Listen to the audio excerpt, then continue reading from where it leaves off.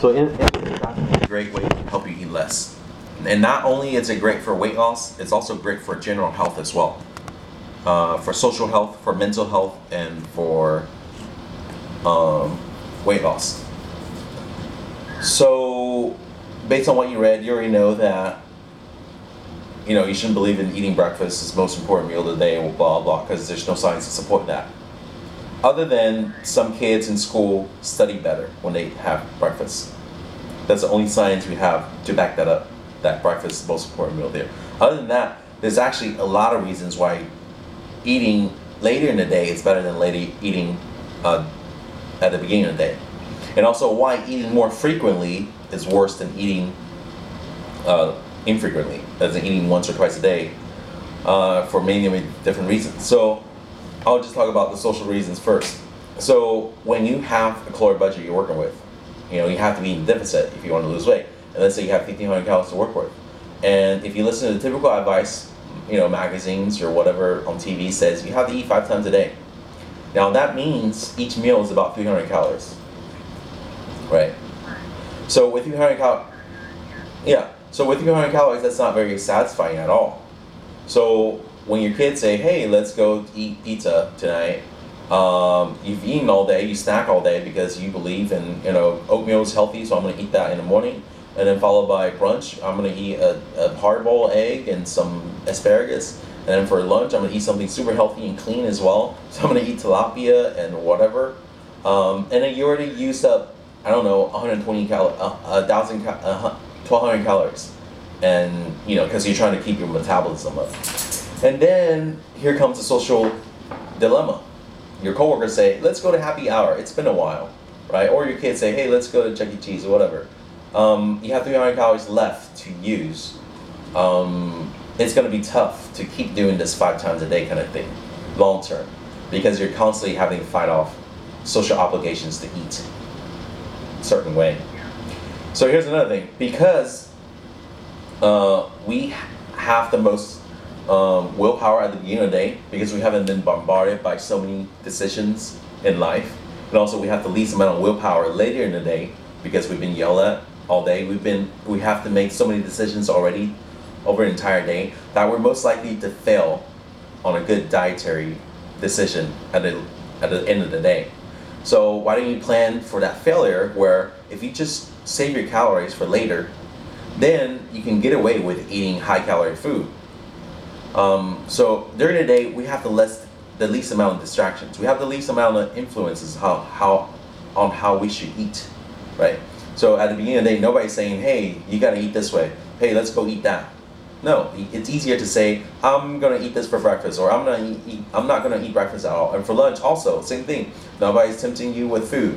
You can just choose if you want to eat or not, or eat a certain way. But usually it's later in the day when you're most socially obligated to eat a certain way that may not be optimal for trying to eat less. Because your spouse will be like, "Okay, chili just opened up next door." Or kids say, "Hey, let's have this for dinner," and blah blah blah. Or you want to eat a certain way that's diet friendly, and yet everybody else wants to eat some other way, right? So then why for social health, eating health, then it's better to just save all your calories later in the day to eat that way, so that you can meet your social obligations to eat a certain way. Okay, and also on top of that, it's just more satisfying, and this is the pleasure of eating. It's as human beings, we tend to want to eat till we're full. That's what gives us pleasure instead of munching. And munching works for some people. Just grazing on a little bit of food all day. They're used to that. But most of us, as human instincts, we like to eat till we're full instead of eat half a plate and push the plate away. Like, who wants to eat like that? Who wants to just have one slice of pizza in one setting? Nobody. Or have one serving of ice cream. Like, we all love to have half a gallon of Bluebell ice cream. Yeah, there you go, a bottle of wine, yeah.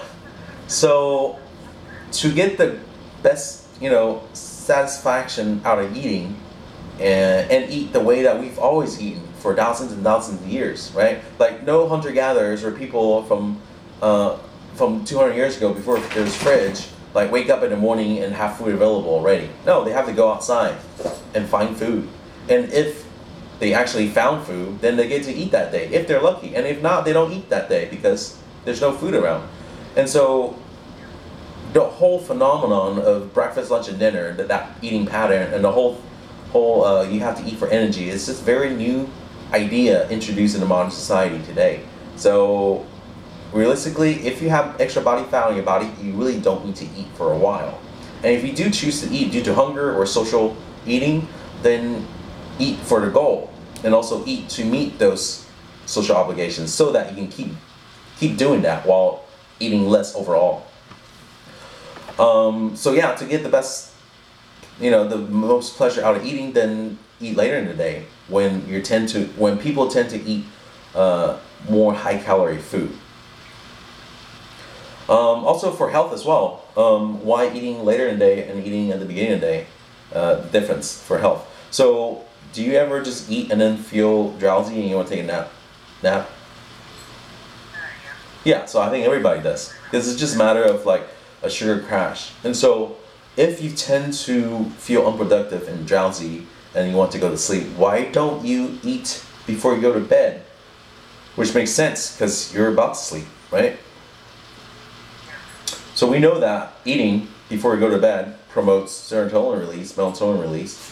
It makes us want to go to sleep. It makes us enter REM sleep sooner and stay in REM sleep longer. And so it doesn't make any sense to eat during the day when you're supposed to be more productive and creative, right? To find food, to support your family, to do work at your job, right? So if eating make you drowsy, well, it's not a good idea to be eating them, right? And also on top of that is that we know that, what's it gonna say? Yeah, so it helps with sleep, help with productivity during the day if you don't eat, if you're spending your time in the fasted state. And also it makes you more insulin sensitive. As in, if someone has high insulin resistance, then it helps with that. Because the longer that you fast, the more sensitive your cells has to be when there's incoming nutrients or incoming calories. So that's always a good thing to have a better sugar regulation in the body to prevent, say, diabetes.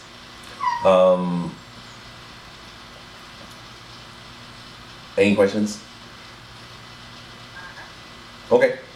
So this is how you apply intermittent fasting if you haven't done it already. Is that some people can just go cold turkey and say, I'm not gonna eat breakfast tomorrow, or I'm gonna eat breakfast and lunch tomorrow, and they're fine doing that. And men tend to do better on that. But if you want to ease into it slowly, is that you can just push 1 hour back a day or 2 hour back a day till you're eating your first meal at 3 or 4 p.m. and then have your last meal.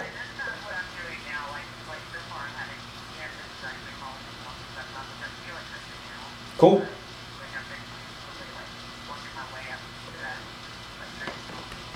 Yeah, and you know that the body can handle that because our bodies are adapted to handle all kind of harsh environments, just like your great-great-great-great-grandparents did, just like people right now in Muslim culture does. People who does Ramadans, right? They don't eat all day and yet they're doing fine.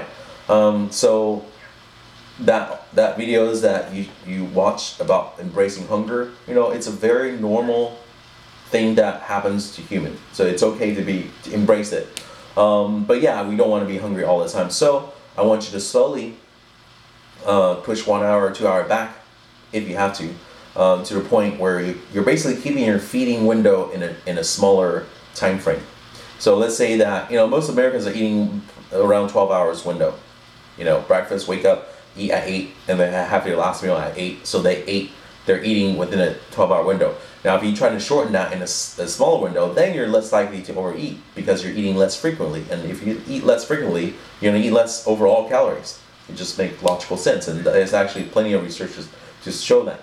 So maybe you should try to aim to eat less than 6 hours a day or 8 hours a day or whatever it is that works for your lifestyle. So if you're a night eating person, then yes, I recommend you eat your first meal way late, like in the afternoon. If you love to eat a bigger lunch, or you're a morning person, you like to eat when you wake up because you just tend to get hungry that way, then don't eat at a certain time later in the day. But typically it's better to eat later in the day fit more of your calories later in the day, simply because of all the reasons I gave you earlier. Yep.